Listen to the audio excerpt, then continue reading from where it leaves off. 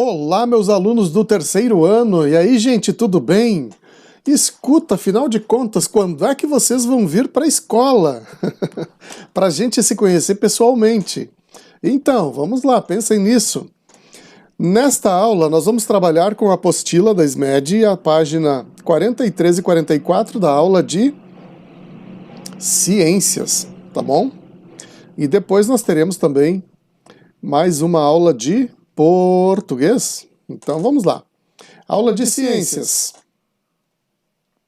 Leia o texto silenciosamente e depois leia em voz alta. Então você vai fazer conforme o enunciado, né? Leia em silêncio uma vez e depois leia em voz alta, porque é importante ler em voz alta porque a gente vai escutando a nossa própria leitura e vai melhorando.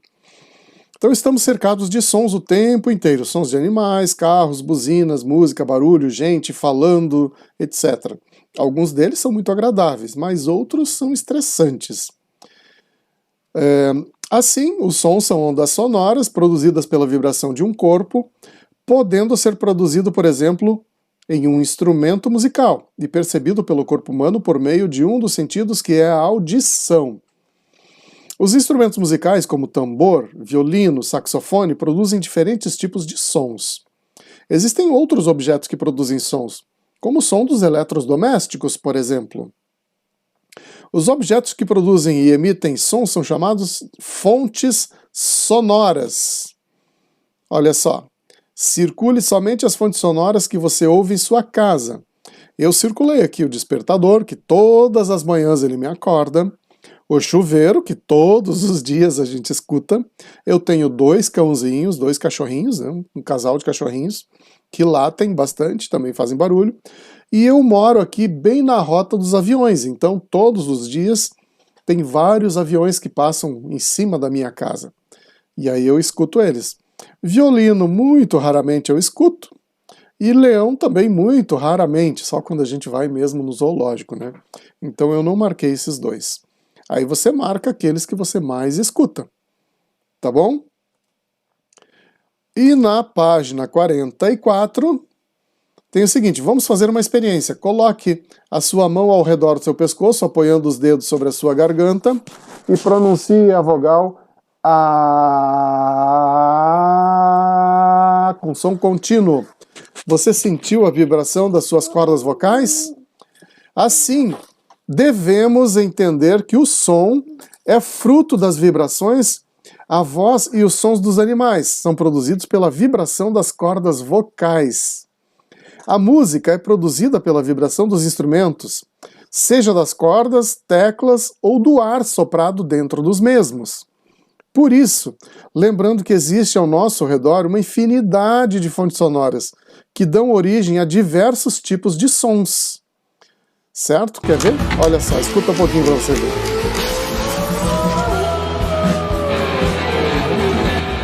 Tenta identificar quantos sons diferentes. Barulhos, na verdade, né?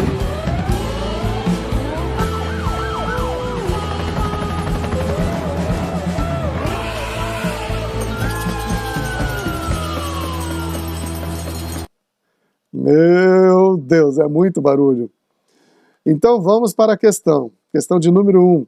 Agora desenhe ou recorte e cole um exemplo dos diversos sons da natureza, sons do corpo, sons de casa, sons de meios de transporte, sons dos animais e sons de instrumentos musicais. E aí você recorta e cola nesses quadradinhos aqui. Ou desenha, né? Mas recortar também é uma brincadeira bacana, então pode recortar e colar se você quiser. Tá bom, gente? Vamos para uma aula de português, rapidamente? Vamos lá. Nós já trabalhamos fábula na apostila passada, né? Trabalhamos com a fábula do burro e do grilo, lembram? Foi bem legal, né? Fizemos bastante coisa. Agora a gente vai ver uma outra fábula muito interessante, só para a gente recordar e lembrar o que é uma fábula. Então são pequenas histórias em que os personagens são animais que apresentam características humanas, como falar, por exemplo. As fábulas têm o objetivo de trazer sempre uma lição de moral, que geralmente é apresentado no fim da narrativa, no fim da história, tá? Vamos ver o que diz a fábula aqui da formiga e da pomba? Eu vou ler ela para vocês.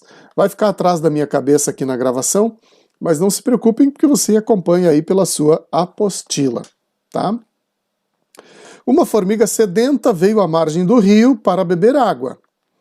Para alcançá-la, devia descer por uma folha de grama.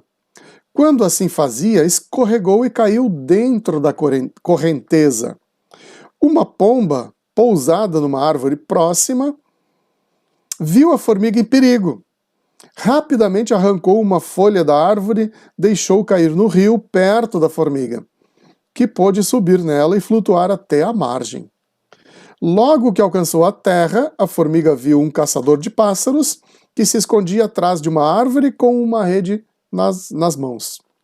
Vendo que a pomba corria perigo, correu até o caçador e mordeu-lhe o calcanhar. A dor fez o caçador largar a rede e a pomba fugiu para um galho mais alto, para um ramo mais alto. De lá, ela falou para a formiga: "Obrigada, querida amiga." E aí a moral da história é: uma boa ação se paga com outra ação. Essa é uma fábula de Esopo. Esopo viveu no século VI a.C., né? Foi um fabulista grego que teria vivido na Grécia Antiga, figura supostamente lendária, né? Que passou para a história como o primeiro criador de fábulas. Tem várias fábulas de Esopo. Vamos para as atividades desta fábula? E é muito simples e tranquila de fazer, olha aqui. A fábula se repete aqui, só que de forma incompleta. Então você vai ler de novo e vai completando as palavras que faltam, né? Uma, traçado. O que você vai botar aqui? Uma formiga. Veio à margem do, traçado, do rio para beber água, né? E assim você vai completar o texto com as palavras que faltam. Certo, gente? E agora nós vamos para a questão 2. Identifique entre as imagens abaixo um dos personagens da fábula que vimos acima e desenhe do seu modo, do seu jeito. Qual seria esse personagem? É o que está voando aqui em cima da minha cabeça, né? São 2 personagens na fábula, 3 na verdade, né? A pomba, a formiga e o caçador que aparecem lá. Feito isto, desenhado isto, coloque o nome nas imagens através das palavras com AM, EM, IM, OM e UM. Então temos aqui pomba, ambulância, bombom, tambor, batom, carimbo, certo? E por fim, na questão 4, crie uma frase para cada imagem abaixo. Crie uma frasezinha aqui. Temos aqui a pomba, a ambulância e o tambor, você vai fazer uma frase para cada uma dessas imagens. E quando eles aparecem é hora de dar tchau. Então até a próxima aula. Tchauzinho!